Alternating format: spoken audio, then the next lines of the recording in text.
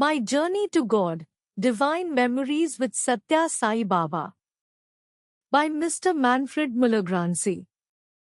My wife and I once decided to attend a seminar titled Men and Women. I was 32 years old and had been married for 10 years. Though we had no spiritual background, my wife and I felt strongly that we belonged together and would reach the goal of our lives together. And yet, it was a time when difficulties darkened the skies of our mundane worldly lives. We hoped to get answers through that seminar. To my surprise, the facilitator of the seminar was a disabled lady, not much older than me. She had been born without arms and with hands attached directly to her shoulders. But she appeared to be full of joy and strength with an aura of confidence. During the lunch break on the first day of the seminar, I could not resist asking her about the source of her energy that allowed her to lead a life of joy despite her challenges. She answered, "Oh, I have found my teacher for life. He is a holy man living in India, and I gained the courage to face life through him. It is indeed a stroke of luck that I have a videotape of his work with me. If you are interested, I can show it to you in the evening." We gathered in the living room to watch the video at the end of the first day. But something extraordinary happened. When the facilitator played the tape, my wife and I fell asleep immediately. Regrettably, the video was over when we woke up, and we did not see even a single frame. We did not think much about it and assumed we had dozed off, exhausted from the long day attending the seminar. This incident happened during the spring of 1989. In the autumn of the same year, we attended a follow-up seminar with the same lady as the facilitator. During the lunch break, another participant asked her the same question I had asked before, and she gave him the same answer. She offered to show him the video in the evening. Second chance, my wife and I said to each other and eagerly gathered in the living room at the end of the day. Again, the unbelievable happened. We fell asleep exactly when the start button was pressed, waking up only when the video ended. We felt strange this time but didn't worry too much about it. The participants gathered in a large conference room at the end of that seminar. The men were seated on one side and the women on the other. After discussions and cordial goodbyes, the facilitator said, "Oh, by the way, I will be traveling to India during Christmas and New Year this year to see my guru. I always take a group of people with me, and there are still some spots that remain vacant. So, if any one of you is interested." At that moment, my wife and I raised our hands simultaneously and said at the same time, "I will join you."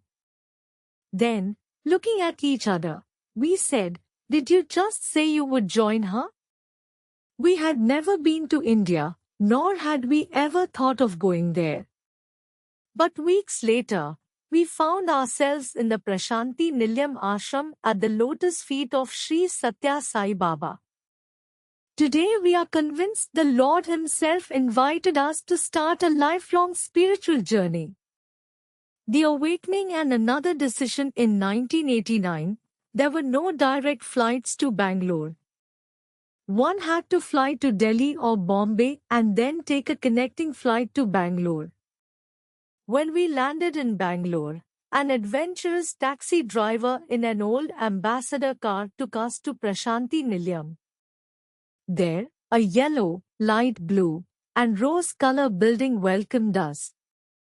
It was early morning, and we sat on our suitcases in front of the accommodation office, which was not yet open. Our guide told us we would have to wait until the end of the morning darshan, the sight of a holy person, to get a room for our stay. At that time, I had no idea what darshan meant.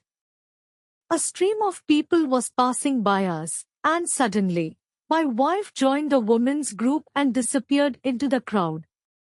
I wondered what she was thinking, but I was too tired to pay attention. But when she returned about 2 hours later, she clasped my arms, sobbing like a child. I think I have finally found what I have always sought. This is my real home. I began to wonder whether my wife had suddenly lost her mind. You should have been with me during darshan. She continued. When this person in the orange robe with a crown of black hair appeared, I was suddenly overwhelmed with energy, and he seemed to radiate a constant stream of love. I was not sure what to make of it and what had transpired. In addition to my wife's strange behavior, I learned that we would share accommodation with 300 other people in a shed. This was a far cry from the hotel room accommodation I had hoped for. But I was open to the experience of a new continent and what this special place had to offer. After a scorching day, I missed the evening darshan, sleeping on an old mattress, and had a restless night with almost no sleep due to the strange surroundings of smells and noises. In the morning, I joined the devotees lining up on the sands in front of the mandir for darshan. Sitting there in the early morning hours was a unique and wonderful experience. Everyone was quietly praying. An elderly man was going to the front of each line and letting the first man in every row pick a token out of a small bag. This was a lottery to determine the sequence in which the lines would be let into the mandir for orderly seating. Then, beautiful soothing music started as we took our seats on the ground in front of the mandir. Soon Swami emerged from the mandir, walking slowly from the women's side towards us. I will never forget the moment when he first looked in my direction, and I felt he was looking straight into my heart. That memorable first darshan made us change our travel plans in India and stay a little longer in the ashram of this extraordinary man who willed our stay according to his plans. They interview and interview our guide, the seminar facilitator who had invited us, insisted on having a short meeting every day to inform us about the routine in the ashram and the rules to follow. One of the most important instructions was to go for darshan as a group to increase the chances of being called for an interview by Swami. We were a group of 9, and I was happy that my best friend, Michael, had also come with his wife. Since the men and women assembled separately, Michael and I were always together like twins. On our third day, we were sitting together in the morning darshan when something happened unexpectedly. The women of our group stood up after Swami passed them and began walking towards the mandir, although darshan was not over. It took us a while to realize that Swami had called our group for an interview. We also got up and joined the others who were seated in front of the interview room. I tried recollecting all the questions I wanted to ask Swami, for example, whether he is really God, but suddenly they all seemed utterly irrelevant. I also felt a constant stream of tears filling my eyes, which I could not stop. It felt like I was weeping away all my grief over the past 32 years. After darshan, Swami invited a second group, including my wife, me, and Michael, into the inner interview room. Michael was the first to enter so that he could sit directly next to Swami on the main side. I was beside him. After some general questions such as, "Where are you from?" and "How long are you going to stay?" Swami turned to Michael and asked him, "What do you want?" Michael had told me before that Swami should prove he is God by materializing a ring for him.